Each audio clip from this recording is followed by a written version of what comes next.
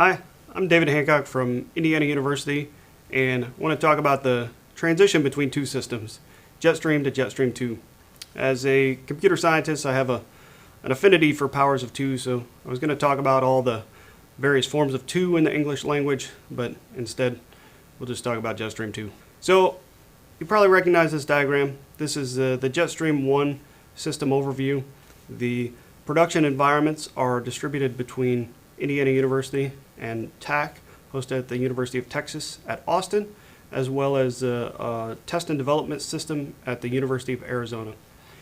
Jetstream was the NSF's first production cloud system, awarded in 2014, and we've learned a lot of lessons in that process, and those have gone into the Jetstream2 development process.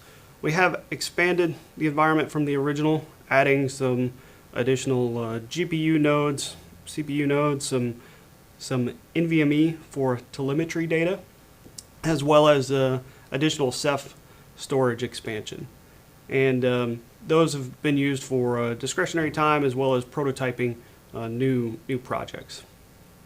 In terms of what worked and what didn't work on Jetstream, allowing OpenStack API access, direct access early on was fantastic. It was originally planned to become later in the project, and people really wanted that up front, and it's been really useful.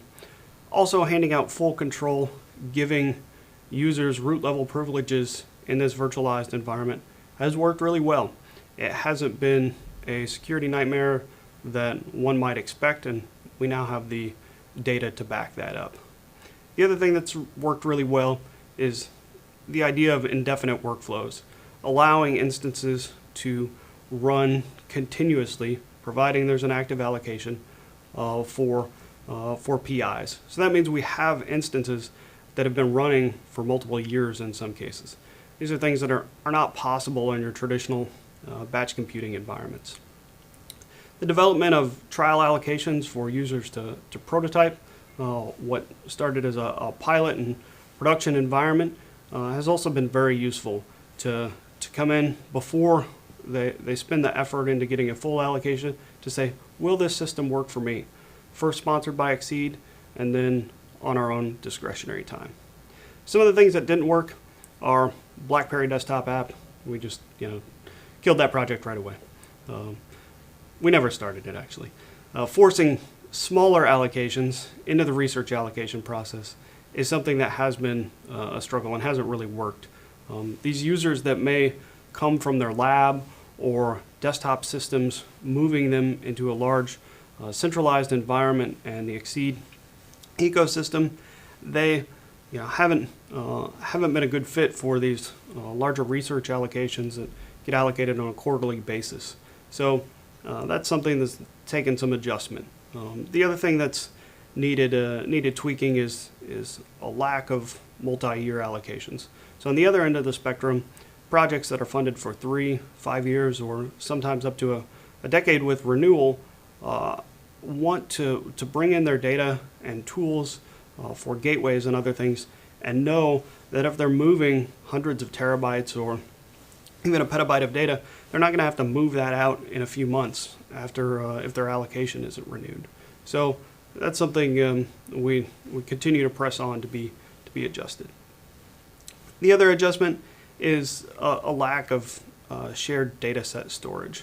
So a cloud environment, you have easy access to block and even object storage, but users aren't natively object storage oriented, especially coming from HPC or desktop systems. And we don't have a traditional parallel file system as you would in an HPC cluster. So that's something that has been challenging when users have to become storage admins and setting up NFS shares to their instances. So what about Jetstream2? Why does it exist? Being an evolution of Jetstream1, we're trying to improve upon those things that didn't work, as well as keep the things that did work. So evolving those things on the right by saying we want to encourage multi-year allocations. We want to continue to focus on that ease of use. looking at Jetstream in 2017, around the time the NSF was putting together reports for follow-on systems. With less than 10% investment, Jetstream was supporting a significant portion of PIs and institutions within XSEDE. Also last year, Jetstream provided 6 times the service units or core hours of any other XSEDE resource. So it's been a real boon to workforce development, training, educators. We want to keep those things going and continue providing the on-demand infrastructure and allowing that infrastructure to be programmable, to change over time and fit the needs that people have. In what ways we're doing that are through new capabilities, enhancing the infrastructure as a service model of Jetstream, being able to have improved orchestration support, your common tools, not only documentation-wise, but also just better reliability for things like Kubernetes, Apache Mesos, Docker Swarm, things that are much more commonplace today than they were in 2014.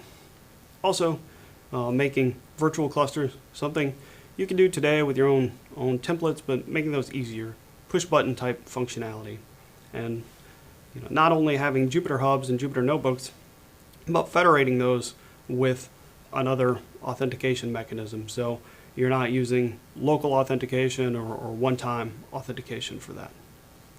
We've also committed to 99% or greater uptime for Jetstream2, exceeding the NSF's mandate. And we think that's important for Science Gateway support and also reaching out to commercial cloud providers for hybrid support and making those gateways and services that need to be highly reliable more reliable. Tools such as Terraform and other things can allow users to have those workflows that operate within the commercial cloud as well as private environments. Revamping the user interface with multi-instant launches and unified incident management are things that are important as well. In addition, just demand for larger, newer, more heterogeneous hardware is there for Jetstream2. So having not only more cores, but the decision to do that with PCI Gen 4 and AMD's next generation EPYC processors makes a lot of sense for the new NVIDIA GPUs that we'll have as part of the environment, as well as the NVMe devices that'll make up a larger and more performant storage system that will be a hybrid with both NVMe and disk, still based on Ceph. As well as taking advantage of the latest Mellanox equipment, Spectrum 3 and Spectrum 1 switches, and the Cumulus OS to have some cloud-native functionalities underneath to offload some of the networking functions to the switches where we can. The conceptual diagram of how Jetstream2 is laid out. One of the other decisions is locating more of that primary equipment at IU.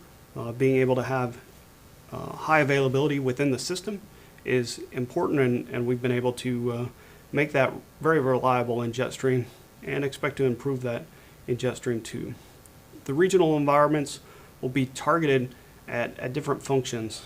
Groups like the University of Hawaii can merge that with gateways and have reliability where the network connections are not as reliable as they are in the lower 48. University of Arizona being able to pair those with instruments on campus where there's a lot of demand at TAC, pairing that regional system with larger HPC systems, and at Cornell being able to work in hybrid cloud environments both within the campus and commercial providers is an important aspect.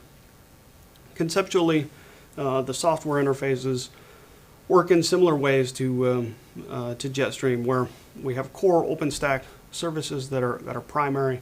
You build on those with additional secondary services that are layered, and both gateways, third-party interfaces, as well as primary interfaces like Atmosphere and Horizon and other tools will be layered on top of those. This looks to the user in a different way. They may see a different system depending on how they're approaching Jetstream2. They may be coming in through the API and directly with the OpenStack or Horizon using the command line interface or GUI interface there. They may be coming in with Atmosphere, similar to what they might do today, or another third-party client that works with OpenStack. Or they may not even know they're using Jetstream2 because they're interfacing with the Science Gateway that's leveraging Jetstream2 virtual cluster on the back end. In terms of timeline, Jetstream is now in its 5th year of operations. We've been granted an extension for a 6th year, and that will take us through November of 2021, providing some overlap with Jetstream2. Planning for early operations next August and full production by October. I'd like to thank the National Science Foundation for their continued support, partners at XSEDE, and obviously the Jetstream and Jetstream2 partners, some named specifically there below. The Jetstream2 partners look forward to working with you in the future, and we hope you'll write in. Thank you.